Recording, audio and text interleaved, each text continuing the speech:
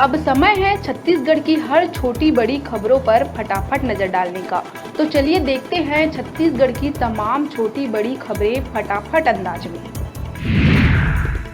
महतारी वंदन योजना राशि वितरण का कार्यक्रम प्रधानमंत्री नरेंद्र मोदी का समय नहीं मिल पाने के कारण कर दिया गया स्थगित। कार्यक्रम में प्रधानमंत्री योजना के तहत महिलाओं को पहली किस्त जारी करने वाले थे। कार्यक्रम की जल्द ही नई तारीख की घोषणा की जाएगी।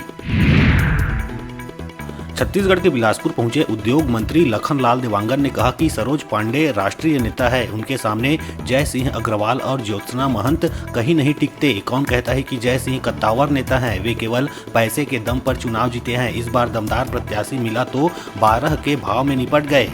उनकी पहचान केवल एक विधानसभा तक है।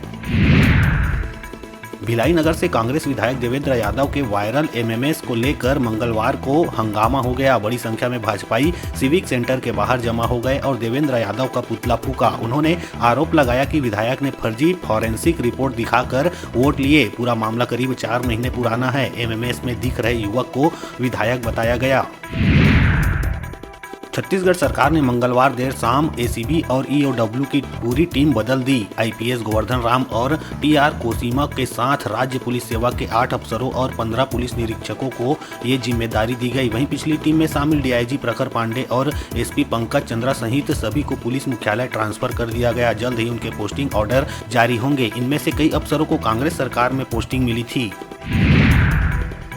रायपुर में आज यानी 6 और 7 मार्च को वाटर सप्लाई नहीं होगी। इसकी वजह से 1.5 लाख से ज्यादा घरों में पानी नहीं आएगा। दरअसल नदी से फिल्टर प्लांट में आने वाले रॉ वाटर की पाइपलाइन में लीकेज आया है, जिसकी रिपेयरिंग का काम आज से शुरू हो गया है। अधिकारियों ने बताया कि मरम्मत के दौरान करीब 14 घंटे का शटडाउन किया जाएगा। शहर की 30 टंकियों से 2 दिन तक पानी की सप्लाई नहीं होगी।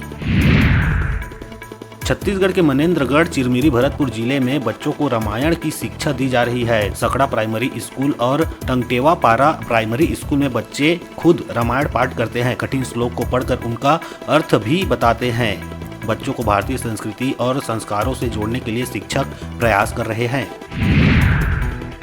कोरबा के कोतवाली थाना अंतर्गत पुरानी बस्ती में टाटा जाइलो और पिकअप को आग के हवाले कर दिया गया। आग किसने और क्यों लगाई, इस बात का पता नहीं चल सका है। सूचना मिलते ही पुलिस हरकत में आई और जांच शुरू कर दी है। स्थानीय लोगों ने इसकी सूचना दमकल को दी। हालांकि दमकल वाहन के आने से पहले वाहन जलकर खाक हो चुका था। रायपुर शहर के विधानसभा थाना क्षेत्र आमासिवनी पुलिस कॉलोनी में महिला की हत्या का मामला सामने आया। महिला की गला काटकर हत्या कर दी गई। वारदात को अंजाम देने के बाद अज्ञात हत्यारा फरार हो गया। मृतक महिला सुकमा में पदस्थ डॉग हैंडलर शिशुपाल सिंह की पत्नी है। घटना की सूचना मिलते ही पुलिस के आला अधिकारी मौके पर पहुंचे।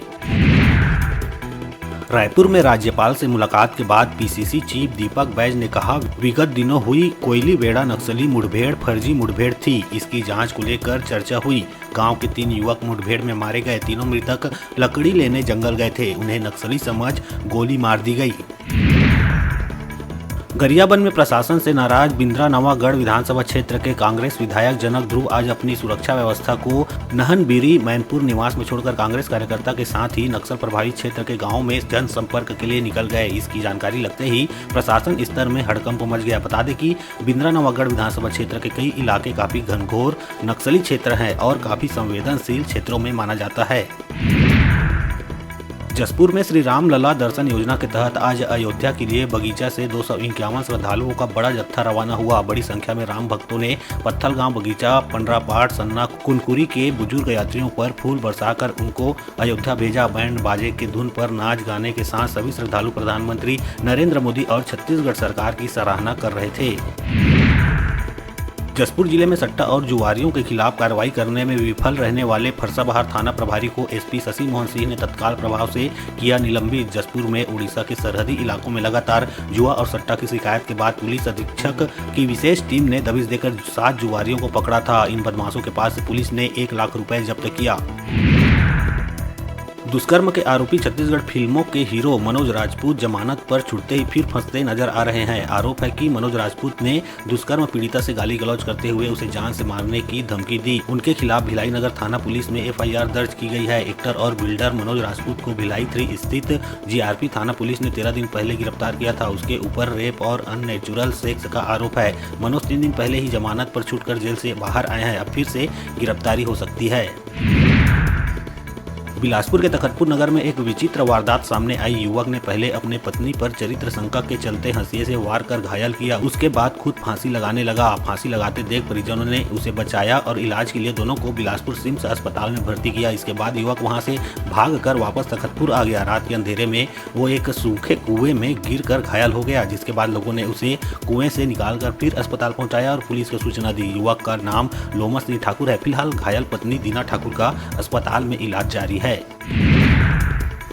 बलरामपुर के रामचंद्रपुर थाना क्षेत्र में एक युवक की बेरहमी से गला रेत कर हत्या कर उसके शव को तिलांजू आनंदपुर मार्ग के बलवा डामर जंगल में फेंक दिया गया। जंगल में युवक की लाश मिलने से हड़कंप मच गया। घटना से नाराज ग्रामीणों ने चक्का जाम कर दिया। मृतक का नाम जमशेद अंसारी आनंदपुर निवासी बताया जा रहा है। बिलासपुर के NTPC Sipat super thermal power station में 51 करोड़ रुपए के निवेश से स्थापित फ्लाई ऐश आधारित लाइट वेट एग्रीगेट प्लांट को पीएम नरेंद्र मोदी ने वीडियो कॉन्फ्रेंस के जरिए 4 मार्च को किया राष्ट्र को समर्पित। पेलेटाइजिंग व सिटरिंग तकनीक पर आधारित इस प्लांट में एग्रीगेट बनाने के लिए फ्लाई ऐश को कोयले और एडिटिव्स के साथ मिलाया जाता है। 45,000 मीट्रिक टन फ्लाई ऐश का प्रति वर्ष किया जाएगा उपयोग। संयंत्र से निर्मित एग्रीगेट में प्राकृतिक संसाधनों को प्रतिस्थापित करने की है क्षमता। बड़ी मात्रा में फ्लाई ऐश का होगा उपयोग। प्राकृतिक संसाधन व पर्यावरण की रक्षा में मिलेगी मदद। अभी वक्त हो चला है छोटे से ब्रेक लेने का, तो देखते रहिए न्यूज़ 36 छत्तीसगढ़ की आवाज़।